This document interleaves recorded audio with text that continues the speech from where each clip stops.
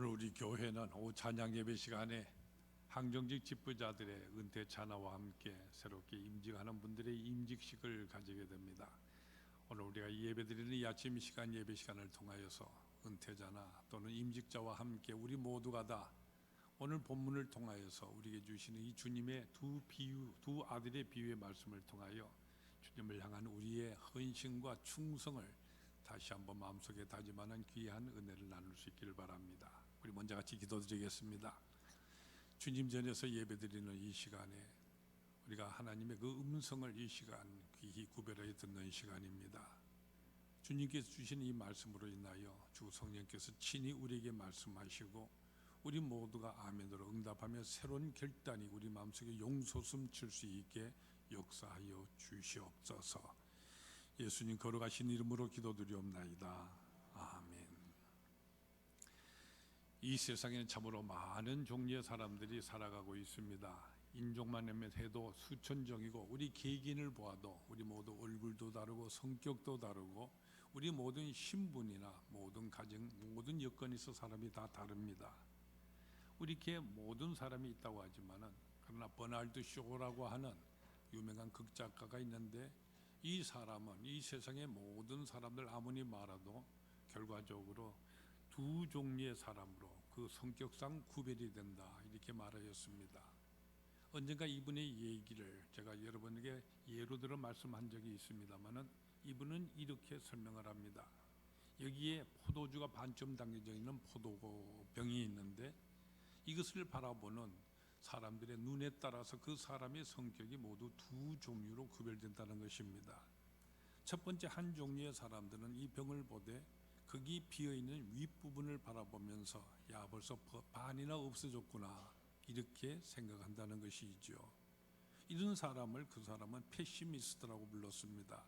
바로 수동적인 인간, 비관론자 이렇게 말할 수가 있겠죠. 이와 반면에 또 다른 한 종류의 사람이 있는데 이 사람은 반대로 그 위에 남아있는 그 빈 부분이 아니라 밑에 있는 남아있는 부분을 보면서 아직도 절반이나 남았다 이렇게 생각한다는 것입니다. 이와 같은 종류의 사람을 가리켜서 이 사람은 옵티미스트라고 불렀습니다. 바로 능동형의 인간, 낙관론자다 이렇게 말할 수가 있겠습니다. 여러분은 여러분 스스로에 대해서 나는 어느 쪽에 속한다 이렇게 생각이 되십니까? 그런데 저는 여기에 또 하나의 가능한 눈에 대해서 생각해 보게 되는 것입니다. 이것은 제3의 눈이라고 할까요?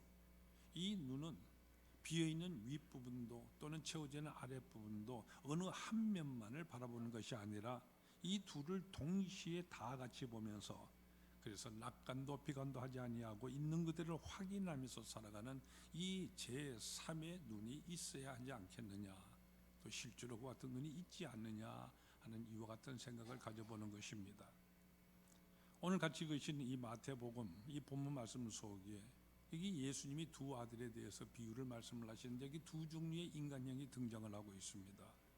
어떤 아버지에게 두 아들이 있었는데 어느 날 큰 아들을 향하여서 오늘 포도원에 가서 일해달라 이렇게 부탁을 합니다. 이때 이 말이 큰 아들은 네 가겠습니다 선뜻 대답을 하였습니다.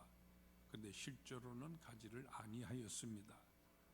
이 아버지는 그 다음에 둘째 아들에도 동일한 당부를 하셨는데 이 둘째 아들은 처음에는 싫습니다 안 가겠습니다 이런 이유를 대면서 그 부탁을 거절을 하였습니다.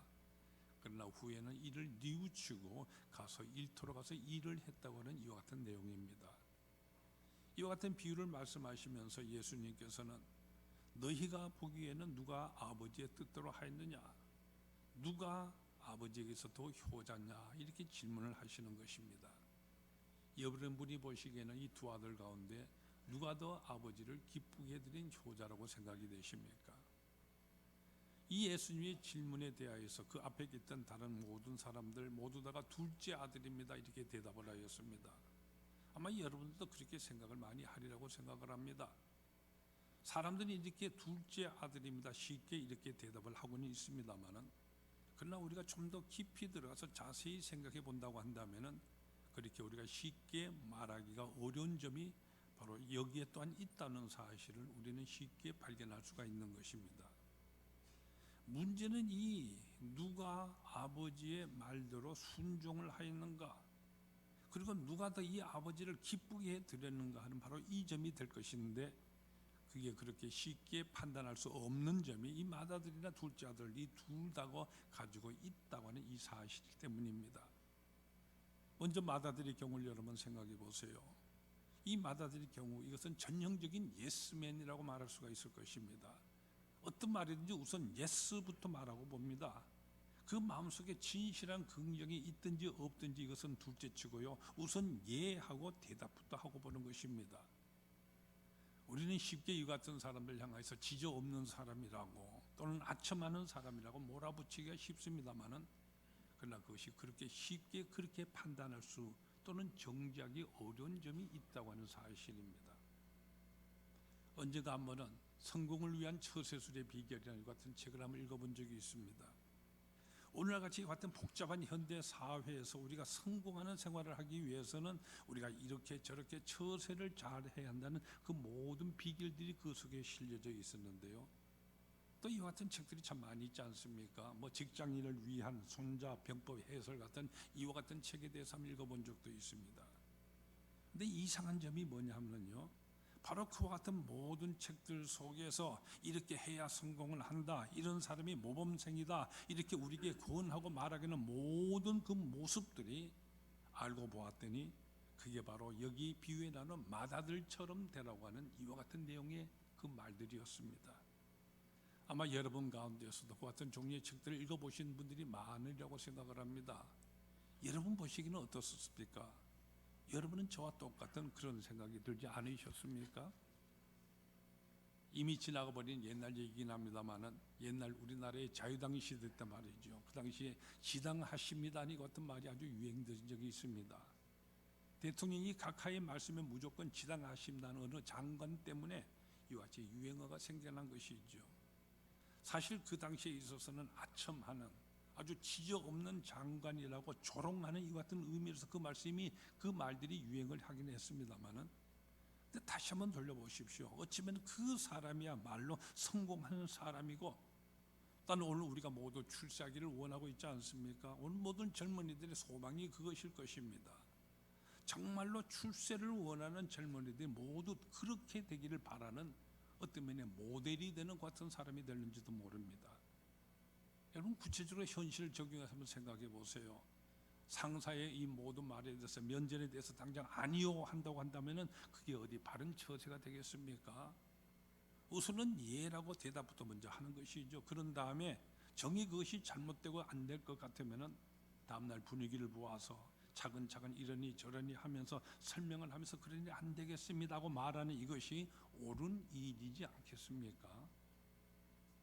그런데 여러분, 이와 같은 사람이 실제 있어서 가정생활도 잘하고요, 부부싸움도 잘하지 아니하고, 뭐 솔직히 우리가 오늘날 우리가 사익감으로 뭐 모두 원하는 사람들 한번 생각해 보십시오. 우리가 모두가 이상적인 남편이다, 이상적인 아내다고 말하고 있는 모든 사람들, 우리가 솔직하게 곰곰하게 따져본다고 한다면 다 이와 같은 사람일 것입니다. 이 맏아들요, 특별히 오늘날 같은 이런 혼란한 사회 속에서는 상대방의 기분을 먼저 생각해서 처세에 아주 능하게 잘 적응하는, 그래서 출세하고 성공하는 어쩌면 모범적이고 매력적인 이와 같은 사람일는지도 모릅니다. 그 다음은 둘째 아들입니다. 이 사람은 정형적인 노맨이라고 말할 수가 있습니다. 만세 거절부터가 먼저입니다. 우선 부정과 반항부터 먼저 하고 보니 이 같은 종류의 사람인 것이죠. 이 부류의 사람들은 꼭 반대로 일을 저질러 보아야만 자기 적성이 풀립니다. 하지 말라고 하는 모든 일에 대해서는 기를 쓰고 해 보아야만 하고요, 어떤 일이든지 예라고 말한다고 한다면은 자기 자신이 비굴하게 이렇게 느껴지는지, 그래서 반대로 아니요 하고 거슬러 보아야만 자기 위신이 세워진다고 생각하는 아주 역설적인 이와 같은 인간상인 것입니다. 심리학자는 이와 같은 부류의 사람에 대해서 말하기를, 이 부류의 사람들의 상당수의 사람들은 대체로 그게 모든 가정 현재 형편이 어려움이나 무슨 자기 모순점을 스스로 안고 있거나 또는 불행한 환경 속에서 짓눌려 살아온 이 같은 과거를 가지고 있고요, 그렇기 때문에 심리적인 갈등 속에서 아무도 믿을 수가 없고 배신당한 이 마음이 그 기초에 늘 쌓이게 되어지며, 또 한편은 열등의식이 자기도 모르게 깊은 타성으로 굳어진 사람이다, 이렇게 말하고 있습니다. 그런데 반면에 이 불의의 사람들이 장점이 있습니다. 이 사람들은 아주 주관과 독창성이 강하고요, 모험심이 강하지요. 이런 사람들, 최근에 우리가 유행하게 되어지던 벤처기업 같은 데 성공할 확률이 아주 높은 이와 같은 사람인 것입니다. 보편적으로 말한다면 일단은 부정하고 거역하고 반항부터 하고 보는, 어쩌면 오늘날 우리 모든 젊은 현대인들의 모습이 이와 같은 모습이다 말할 수가 있을 것입니다. 제가 신학교를 갓 졸업하고 어느 교회에서 대학생들을 지도할 때 있었던 일입니다. 그 당시 저를 가장 애를 먹이는 한 학생이 있었는데 어느 장로님의 아들이었습니다. 여간 반항적이지 않습니다. 뭐 성경 공부를 할 때나 봉사활동을 할 때나 언제나 반항적입니다. 목사인 제게 대해서도 그러한데 하물며 장로인 자기 아버지에 대해서 더할 나위가 없었습니다. 어떨 때 말하는 거 보면 꼭 무신론자와 똑같은 이런 말들을 막 크게 지켜댑니다. 근데 오늘 학기 봉사활동을 나갔다가 그 학생이 다른 친구들 쭉 만나서 얘기를 올려 하고 있는데 멀찍이 떨어진 자리에서 그게 하는 얘기가 들려오게 제가 유심히 한번 들어서 보는 가운데 저는 깜짝 놀랐습니다. 바로 그렇게 반항적이고 이 모회사에 부정된 이 친구가 말이죠, 거기 있는 친구들을 향하여서 우리 교회 생활에 대해서, 우리의 신앙 문제에 대해서 아주 적극적으로 변호하면서 그렇게 열변을 토할 수가 없는 이런 모습을 제가 보게 된 것입니다. 어쩌면 현대에 사는 우리 모든 현대인들이, 특별히 젊은이들이 대부분 이와 같은 성품을 지녔을런지도 모릅니다. 속으로는 순종하고 긍정을 하면서도 겉으로는 반드시 거역하고 부정하고 반항하는 이와 같은 심리 말이죠. 특히 내가 잘못되고 상대방이 옳다고 느껴질 때는 더더욱 아주 크게 반항부터 하는 이런 부정적인 인간상이 오늘을 살아가는 우리 모두의 모습이지 않겠는가, 이렇게 생각해 보는 것입니다. 근데 이 둘째 아들이 오늘 비유해 보면은요, 후에는 비록 뉘우치고 돌아갔었습니다. 그래서 이 둘째 아들이 아버지의 뜻대로 했다고 우리 모두가 쉽게 대답을 하기는 됩니다만은, 다시 한번 우리가 생각해 보십시오. 이 아들은 처음에는 가지를 않겠다고 이렇게 말함으로 인하여, 거절함으로 인하여서 우선 아버지의 마음을 아프게 한 것은 사실인 것입니다.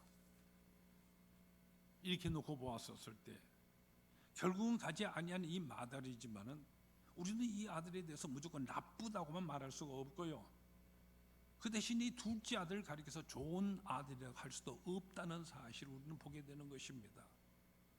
엄격한 의미에 있어서 볼 때 이 두 아들 둘 다가 다 아버지의 마음을 기쁘게 한 것이 못됩니다. 맏아들은 가겠다고 하였지만은 실제로는 가지를 아니하였습니다. 둘째 아들은 비록 후에 뉘우치고는 갔었지만은 처음에 거절을 함으로써 아버지의 이 마음을 아프게 했던 것입니다. 그런데 우리가 이 둘 가운데서도요, 이 둘째 아들이 아버지를 기쁘게 했다고 말할 수 있는 그것은 무엇 때문인 것입니까? 시간 차이를 두고 봤었을 때에 그가 나중에 뉘우치고 갔다는 바로 그 사실 때문인 것입니다. 그의 반항이 아닙니다. 바로 그의 뉘우침 때문인 것입니다. 더더욱 예수님께서 이 비유를 말씀하시는 그 배경의 문맥들을 우리가 모두가 상고해 본다면 거기는 아주 심각한 문제들이 거기 담겨져 있습니다. 오늘 시간상으로 우리는 앞부분을 읽지는 않았습니다만 오늘 본문 말씀 바로 앞에 보면은 예수님께서 이 비유를 말씀하시게 된 그 배경이 거기 기록되어 있습니다. 거기에 보면은요, 예수님께서 성전을 깨끗게 한 이와 같은 사건이 일어났었는데 이 일로 인하여서 제사장과 장로들이 예수님께 몰려와서 따지는 장면이 거기 나오고 있습니다. 성전 안에서 소와 양을 사고 팔고 돈을 바꾸는 이와 같은 일들, 잘못된 것이라는 이 사실은 당시 모든 사람들이 이미 알고 있는 사실이었습니다. 그러니 물론 이 제사장과 장로들이 더 잘 알고 있는 사실입니다. 그렇지만 얼마간의 이득을 위해서 또 사람들의 편이라는 명목 속에 짐짓 묵인해오고 있던 터인데 이제 갈릴리 시골에서 올라온 이 젊은 청년이 이것을 다 몰아내버려 깨끗이 한 것이죠. 자기들이 해야 할 일을 자기들이 하지 않았는데 이 청년이 하게 되어지니 그 결과 이 제사장들의 체면이 말이 아니게 된 것이죠. 면목이 없게 된 것입니다. 그러나 체면과 위신은 살아 있었기 때문에 이제 예수님이 나와서 앞에 와서요, 네가 무슨 권리를 같은 일 했느냐 이렇게 따지고 나왔습니다. 예수님께서 대답 대신에 그들 향해 되물으십니다. 요한의 세례가 하늘로부터냐 사람으로부터냐. 이때 그들이 선뜻 대답하지 못하고 모여서 의논을 합니다. 하늘로부터라고 대답을 한다고 한다면 왜 그를 믿지 않았느냐 말하게 될 것이고, 사람으로부터라고 말한다고 한다면 당시 모든 군중들은 다 요한이 하나님으로부터 보내심을 받았다고 확실히 믿고 있었기 때문에 이 군중들이 노아에서 돌을 들고 자기를 향하여서 돌로 던지게 될 것이다 이렇게 생각해서 적당하게 처세를 하는 겁니다. 그래서 모른다고 대답해 버리고 맙니다. 이들 제사장들, 장로들 스스로 자기의 진실을 속였고요, 사실에 의하지 아니하고 이 사람들의 여론들을 신경을 쓰면서 처세를 하고 있었던 것입니다. 이제 이들의 말을 듣고 나서 예수님께서 바로 이 비유를 말씀하신 것입니다. 그렇기 때문에 이 비유에 등장하는 마다들이라고 하는 것은 바로 제사장과 장로들을 가리키는 말입니다. 그리고 둘째 아들이라고 하는 것은 그들이 아주 죄인들하고 멸시하는 세리와 창녀를 가리키고 있는 말인 것입니다. 대제사장을 가리키는 이 맏아들도 또한 세리와 창녀를 가리키는 둘째 아들도 실제에서 모두가 다 죄인일 뿐인 것입니다. 단지 이 둘째 아들 뉘우침을 가지고 있었다는 바로 이 사실 때문에 긍휼히 여김을 받을 수가 있었을 뿐인 것입니다. 이렇게 보았었을 때 우리는 여기서 오늘 이 비유 속에 등장하고 있지는 아니하지만은 제가 처음에 제3의 눈에서 말씀했는데 마찬가지로 오늘 이 문맥 속에 숨겨져 있는 마땅히 있어야 할 제3의 아들에 대해서 우리는 생각해 볼 수가 있는 것입니다. 여기 가겠다고 했으면 가지 아니하는 맏아들이나 안 가겠다고 했지만은 비록 뒤에 뉘우치고 가기는 했지만은 바로 이 둘째 아들, 이 둘 다가 아버지의 마음을 아프게 한 것에 있어서는 바람직한 아들이 되지를 못하는 것입니다. 그러면 누가 진정으로 이 아버지를 기쁘게 해드릴 것 같은 아들이 되겠습니까?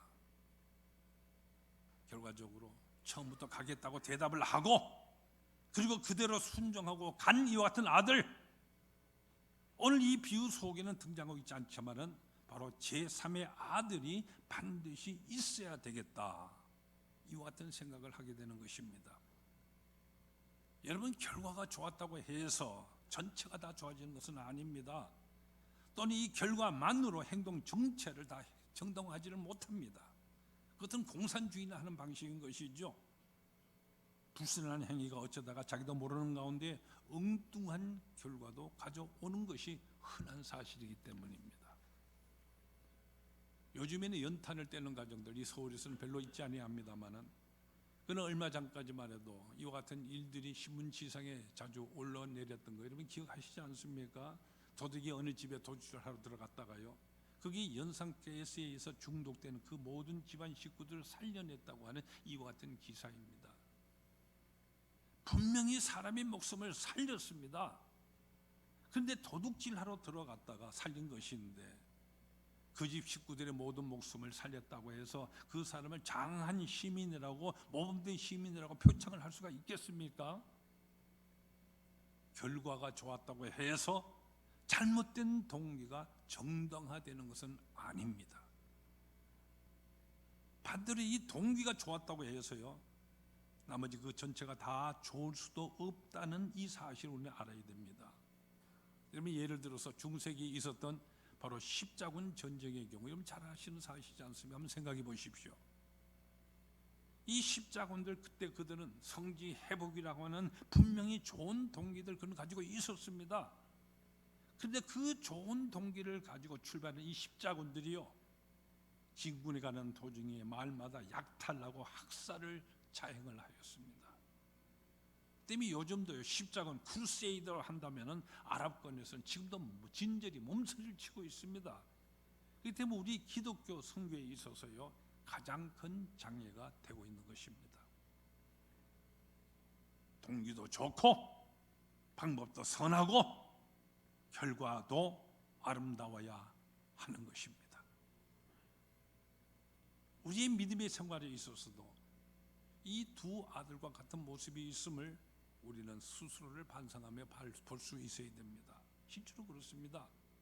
가겠다고 늘 대답은 합니다. 그런데 실제로는 순종하지 않는 사람들이 있죠. 항상 그저 예 주여 주여 하면서 경건한 것 같지만은 실상 그의 모든 삶에서는 불순종하고 있는 그저 형식과 외식만이 그 같은 교인이 있다는 말입니다.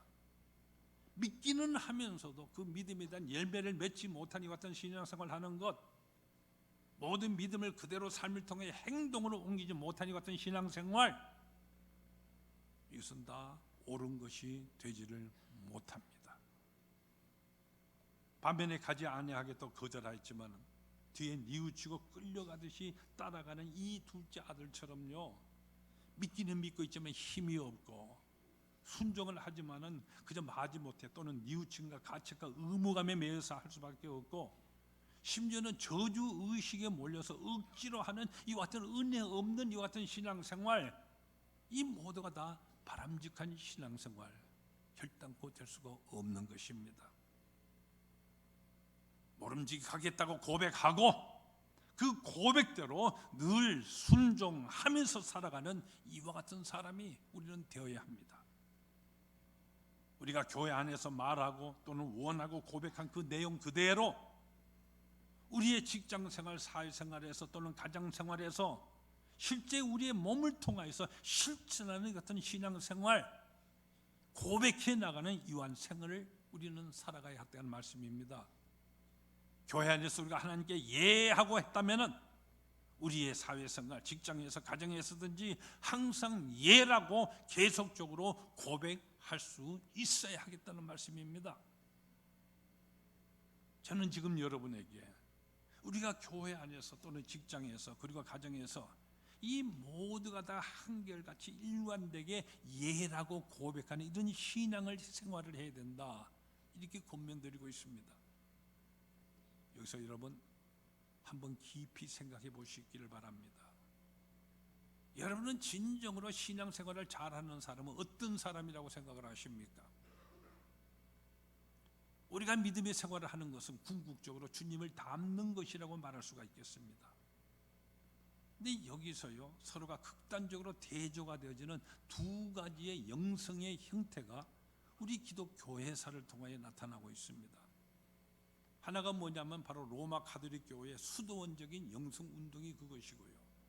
또 다른 하나가 뭐냐면은 바로 은사를 사모하는 카리스마적인 바로 이와 같은 오순절파 교회를 중심하는 은사주의적 영성 운동이 바로 그것입니다.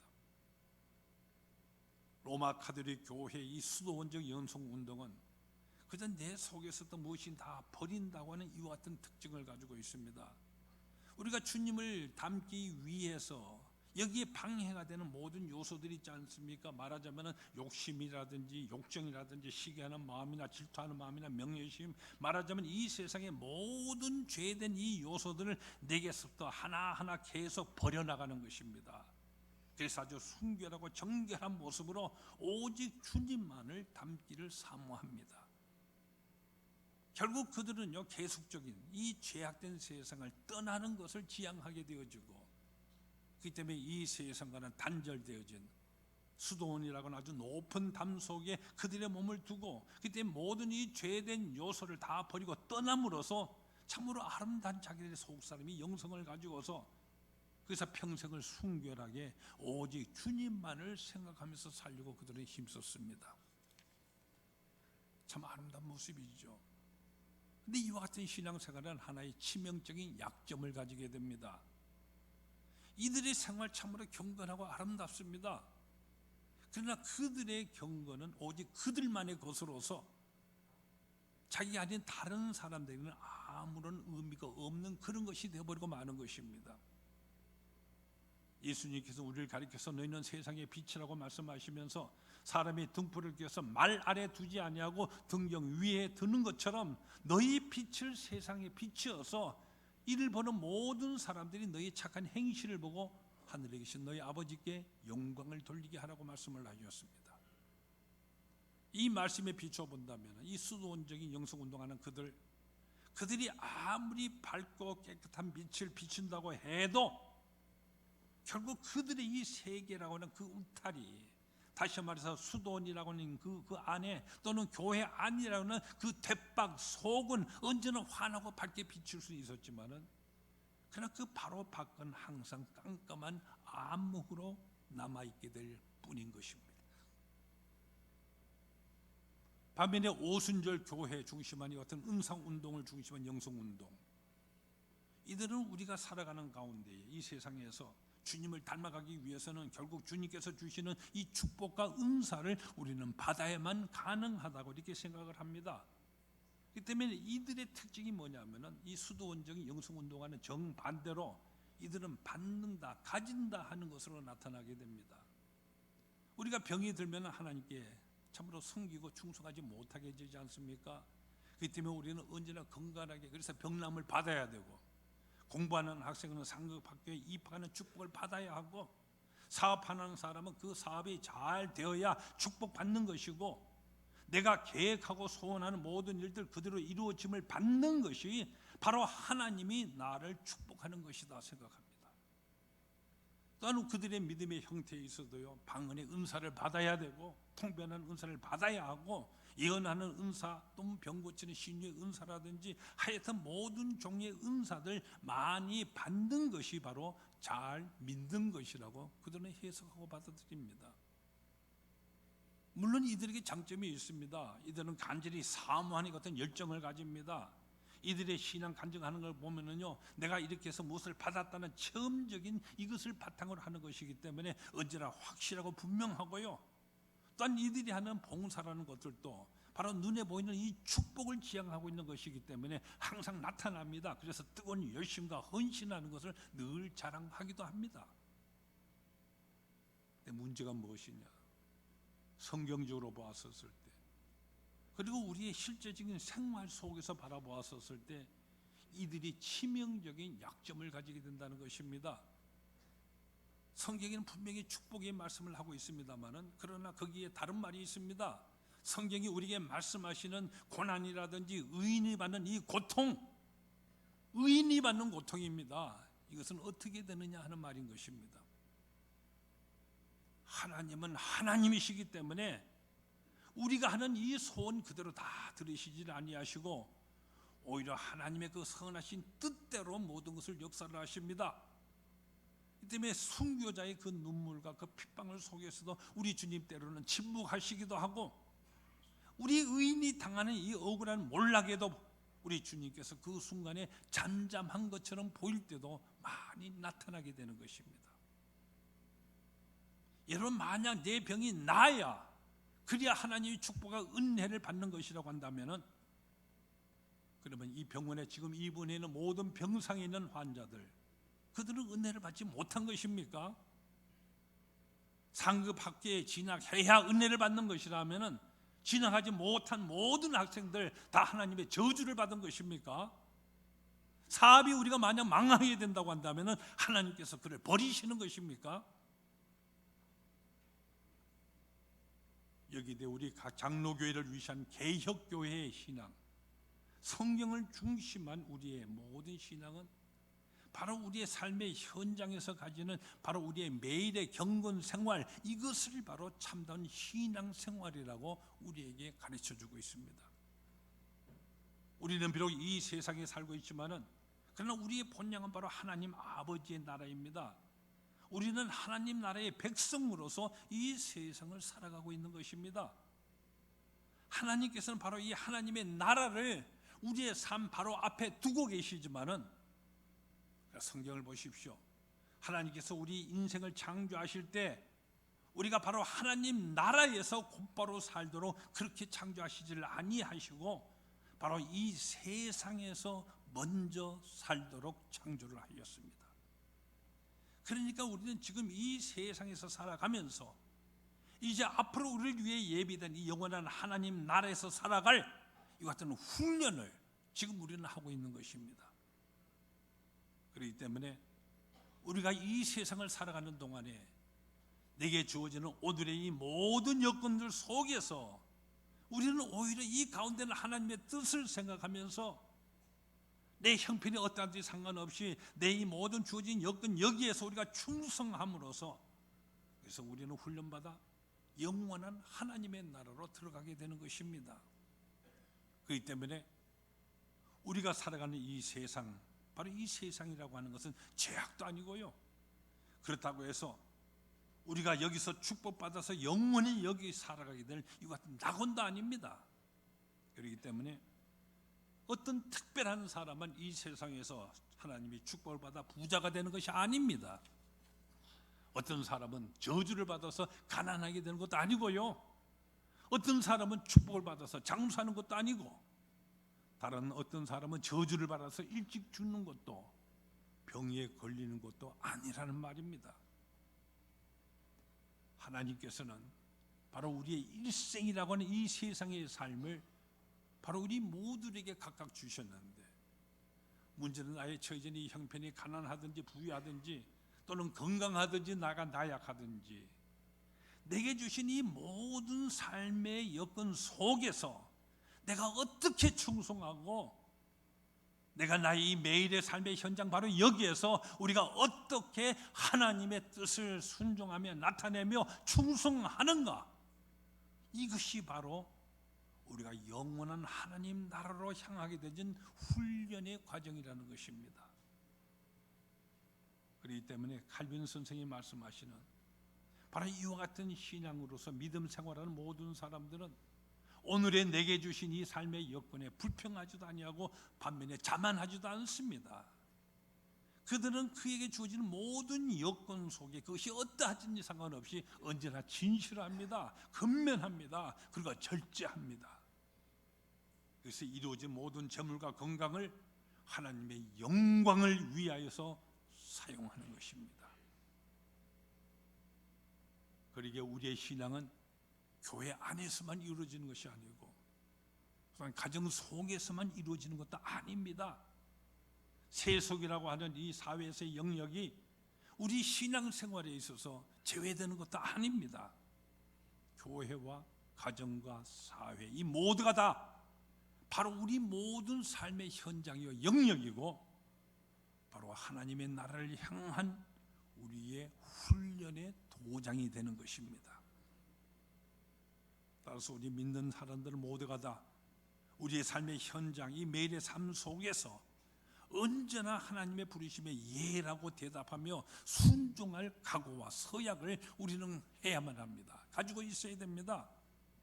왜냐하면 하나님께서는 우리 모두에게 지금 포도원에 가서 일하라 말씀하시기 때문입니다. 여러분, 이 포도는 바로 우리가 살아가는 이 삶의 현장 세상입니다.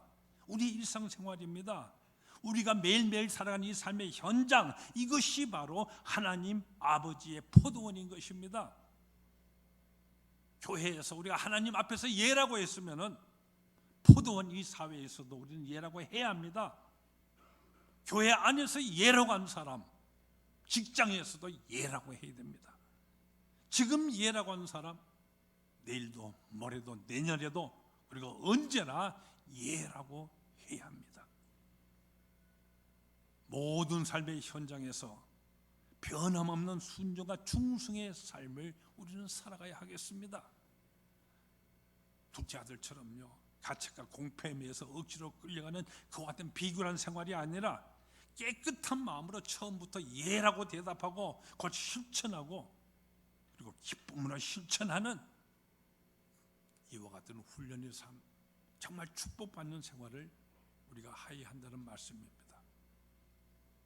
결국은 이 변함없는 순종하는 이 제3의 아들, 바로 우리 예수 그리스도를 가리키는 것입니다. 그리고 우리 주님의 은혜를 입어서 바로 변함없는 순종하는 이 바로 예수님을 닮아가는 우리 모든 성도들이 다 여기 제3의 아들에 해당하는 바로 이와 같은 비유의 말씀인 것입니다. 사도 바울은 고린도전서 고린도 후서 1장 19절에서 이렇게 증거를 하였습니다. 아주 중요한 말씀인데 우리 모두 한번 찾아보기를 바랍니다. 고린도후서 1장 19절 신약성경 287페이지에 나오는 말씀입니다. 287페이지. 고린도후서 1장 19절 말씀. 우리 모두 한 목소리 이 말씀을 읽겠습니다. 우리 곧 나와 실루아노와 디모데로 말미암아 너희 가운데 전파된 하나님의 아들 예수 그리스도는 예하고 아니라함이 되지 아니하셨으니 그에게는 예만 되었느니라. 예수님은 항상 하나님 아버지를 향하여 예하셨고요, 끝내는 십자가 앞에서도요, 거기에 이르기까지도 그 모든 아픔과 죽음의 잔 이것을 들고서도 내 뜻대로 마옵시고 아버지의 뜻대로 하옵소서 기쁘게 순종하며 받으셨습니다. 이 주님의 모범을 쫓아서 사도 바울도 그렇게 살고 우리 모든 성도들도 그렇게 살아가는 것입니다. 그 위에 나오는 말씀, 아까 읽었던 말씀이죠. 고린도후서 1장 그 위에 17절과 18절 말씀, 17절 18절 우리 계속 읽으십시다. 이렇게 계획하였었을 때 어찌 경솔히 하였으리요. 혹 계획하기를 육체를 따라 계획하여 예하면서 아니라 하는 일이 내게 있겠느냐. 하나님은 미쁘시니라. 우리가 너에게 한 말은 예하고 아니라 함이 없노라. 사도 바울은 그렇게 살았습니다. 모든 주님 앞에 경건을 타서 하늘나라를 바라보며 살아가는 사람은 다 그렇게 삶습니다. 우리 모든 그리스도인들이 예하면서 그리스도 모범을 따라서 우리가 한결같이 이렇게 고백을 해야 하는 것입니다. 바로 예수님의 모범을 쫓아서, 사도 바울의 그 모범을 쫓아서 우리 모두도 언제나 아주 능동적이고 적극적이고 나의 모든 삶의 현장에서 바로 내게 주어진 바로 이 모든 여건들 속에서 우리가 예라고 바르게 응답함으로, 그래서 더욱더 진실하고 언제나 순종하고 근면하고 절제하며 오직 하나님의 그 영광을 위해서 충성을 다하는 우리 모두가 다 되시기를 축원합니다. 기도하십시다. 우리에게 영원한 하나님의 나라를 예비하시고 그 나라를 향한 우리 일생이라는 이 훈련의 장으로 우리를 이 세상에 보내셨습니다. 여기서 우리 주님께서 나가서 일하라 부르십니다.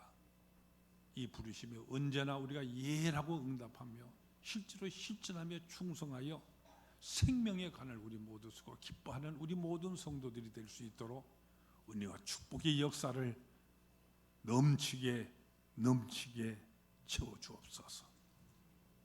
예수님 이름으로 기도하옵나이다.